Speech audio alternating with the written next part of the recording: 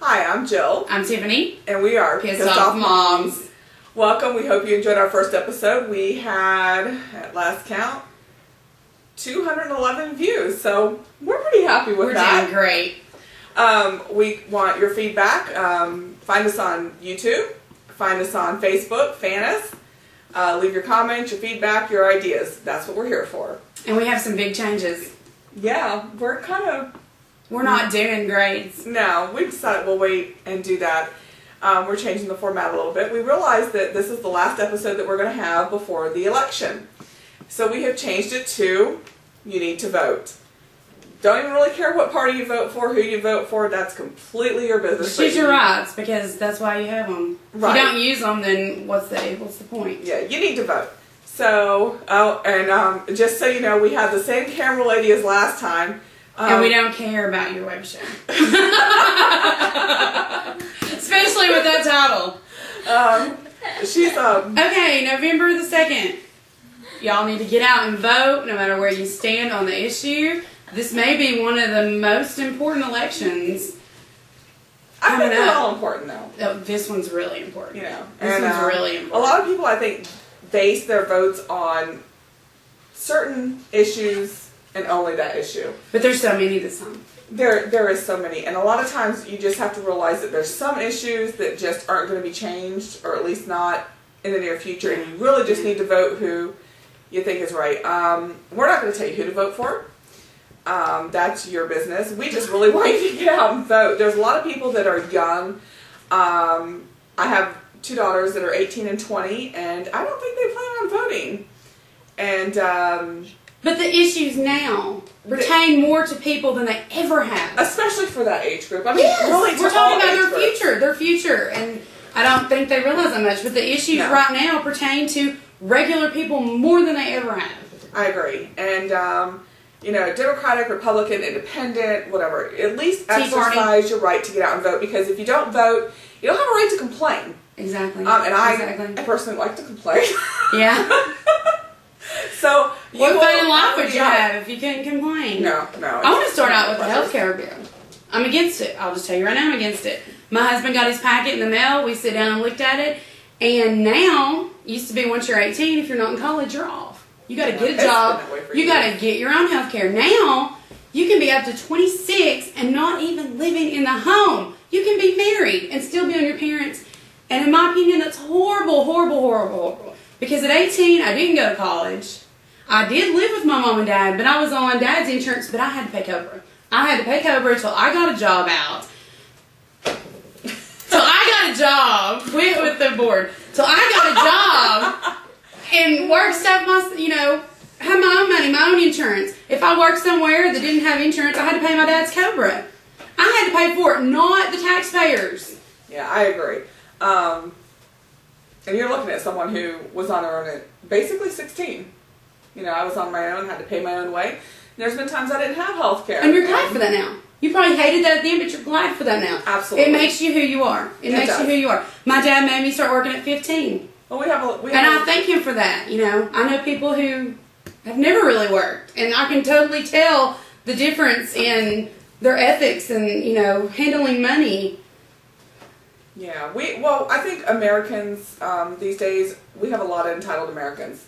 Yeah. I think there's also a lot of issues that people really don't know about. I was in Gatlinburg this weekend with my daughter, and actually two of my daughters, my son, and some of their friends and stuff. And one of the shopkeepers was telling me, which, I guess I kind of knew about this and didn't just really think about it, that if you're an alien, if you come from another country, not that kind of alien. And they're illegal too if they come. No, but I mean, we're talking legalized aliens. Okay, yes. Okay, yes. Legalized aliens. That you can open up a small business, get a $50,000 grant. You don't have to pay it back. It's not a loan. Well, it's not my fault I was born here. I should be able to get that. And you also don't have to pay taxes for 7 years. Wow. So I think that's substantial. I've worked and paid taxes my whole life. Started up a business, we just pay so much in taxes. And it's hard for us, but when you do everything by the book, the amount that you pay out is just unbelievable. It's just incredible. And yet to know that if I come from another country and decide I want to open up a business here because I'm trying to better my life. But you can probably get it even illegally, though. I'm sure there's ways around that. Well, yeah. I mean, they come from all over just to have babies. And I have no problems with people coming here. But do it the right way. Do it the right way. You're hurting your own people that are already here that did it legally. You're hurting them.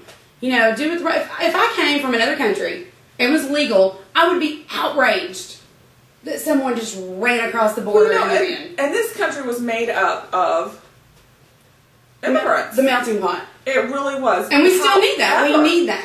However, when the early Americans came here and settled, no one paid their way. They were indentured slaves, which not that I agree with that. No. But, you know, everybody basically paid their way. The government was not paying their way to come here and try to make their life better. They were coming here to make their life better because of our laws. The fact that you didn't have to be a Protestant or a Catholic. You know, there wasn't the religious boundaries that there was in England, let's say. Yeah. You know, where there was the big Protestant Catholic thing. You know, you could come here, and a lot of people were honestly criminals, escaping, you know, whatever country they were escaping from. But you could come here and you could start over, and you could make your way, but you worked for it. You made your way. And that's not really what happens now. And the problem with government handouts is it's like drugs. It's addictive. It is. And it you makes know, them they lazy. have welfare to help parents, to help single moms, to get them started, to get on their feet. But how hard is it when you're getting that check every month for nothing? You get that check every month, and then you do get on your feet. How hard is it to give the check up? It's like drugs. And it spreads, and it spreads. And the more help the government gives us, the more addicted we are on the drugs. The government is like a drug addict, in my opinion. Yeah. And they're like a drug dealer. We're like drug addicts. Yeah, that would be more accurate. And I'm saying no. Yeah. And the point is, whether you agree with us or not, everybody has their own opinion. Republican, Democrat, Independent. You need to get out and vote. This is probably one of the most complicated elections. I've just heard of voter fraud, where the machines are rigged. You know, they're actually getting machines shipped in that already have votes on them. So you can go in and vote. And not to my liking. Yeah, that's not cool. You know, the 2000 election was just, you know, Florida was the big hot It spot. may be worse. It may be even worse on this election because there's so much at stake.